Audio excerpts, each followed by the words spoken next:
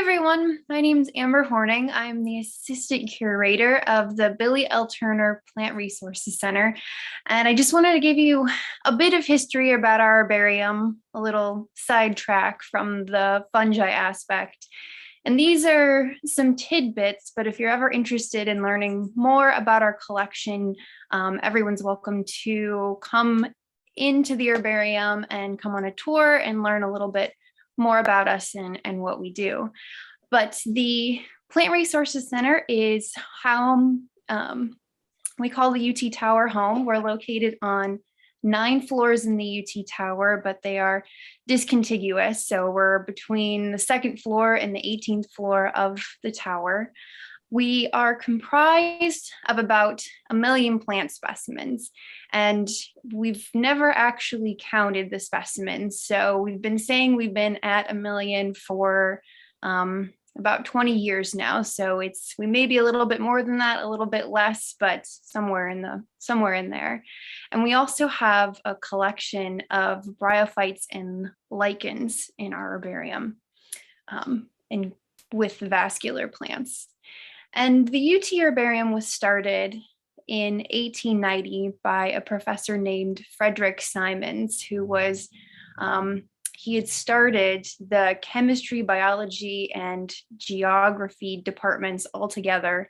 And he was particularly interested in using plants, the possibility of using plants as indicators of valuable metals or possibly even oil in the soil, which was, important. Would have been quite a boon if he managed to make that work, but unfortunately not so much. Some of our first specimens came from this gentleman, and there was a long line of curators, and the collection was grew and grew over the next 80, 90 years. And you'll find that we're called the Plant Resources Center and not just the UT Austin Herbarium, because we are home to 2 distinct collections. In the 1980s, a gentleman named Cyrus Lundell donated his massive collection of herbarium specimens to the University of Texas, which was around 300,000 specimens. So it really boosted the numbers of herbarium specimens in our collection. And he was very interested in cultural artifacts as well. So he had managed to collect a lot of much older specimens. So we have herbarium specimens dating back to the 1760s, even though they weren't collected specifically for our institution. So we have these 2 different collections, and each specimen is labeled specifically as being for the University of Texas or the Lundell collection, and thus making the Plant Resources Center all in one. And our collection, specifically our herbarium, functions as a repository for specimens. So people will use our collection either to deposit vouchers to so that people can refer back to them when things are published in scientific journals, or to use our collection as a sort of jumping off point where you can figure out where things are located in the landscape and maybe go out and find them and use them for your own research. And we are also a support facility. So the only 2 full-time staff here at the herbarium are myself and the curator, George Etskayevich. So we don't really have the opportunity to do much research of our own.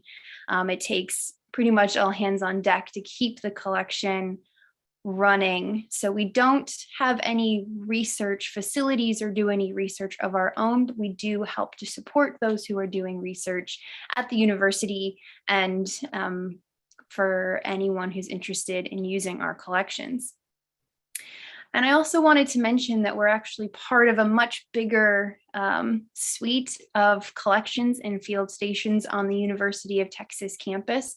We are part of the Biodiversity Center, which includes all of the animal collections, housed at the UT's Pickle campus and down at Brackenridge, as well as a series of field stations, which includes Brackenridge, Stengel Lost Pines, and now the Lady Bird Johnson Wildflower Center. So we continue to grow, and we all work together to prioritize collections. And we're really excited to start this new collection, or to bring these fungi back to the University of Texas, and to start a new collection that can be used locally and internationally, and to have sort of an archive, a repository that people can use for identifications and for even DNA into the future.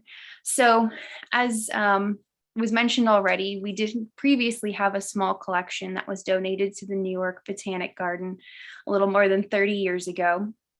But this new collection, as it starts to grow, will be housed on our main floor, being where our offices are located in the tower. So it will start in an herbarium half case, and you can see there's a picture of a long hall of herbarium cases, and the sort of case that we'll be holding these specimens in will be about half that size, and hopefully over time that will continue to grow. And so the specimens will be frozen when they come into us, and then kept in archival materials in our collection, and then all of the data and images associated with those specimens that are given to us will be hosted on the Myco portal. And I just wanted to bring up, I had a couple screenshots, for example, of the Myco portal.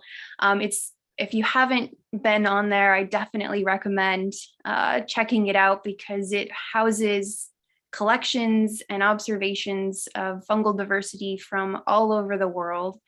And you can choose to look up a specific type of fungi, or look at a particular collection and see the distributions of these things. And it's really quite cool. So if you click on Explore, you can see all of the different collections. And here you can see the description of the newly created page for the University of Texas.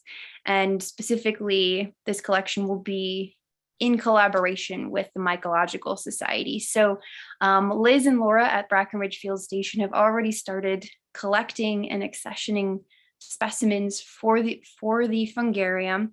And I just wanted to show, for example, a few of those collections, so you can see as soon as they come into the collection, they will be added to the portal, where you can see the identifications, when and where. And if you actually click on maps, you can see the distribution of those collections and exactly the pinpoint where they were found, which can be quite cool depending on what you're looking at and or looking for.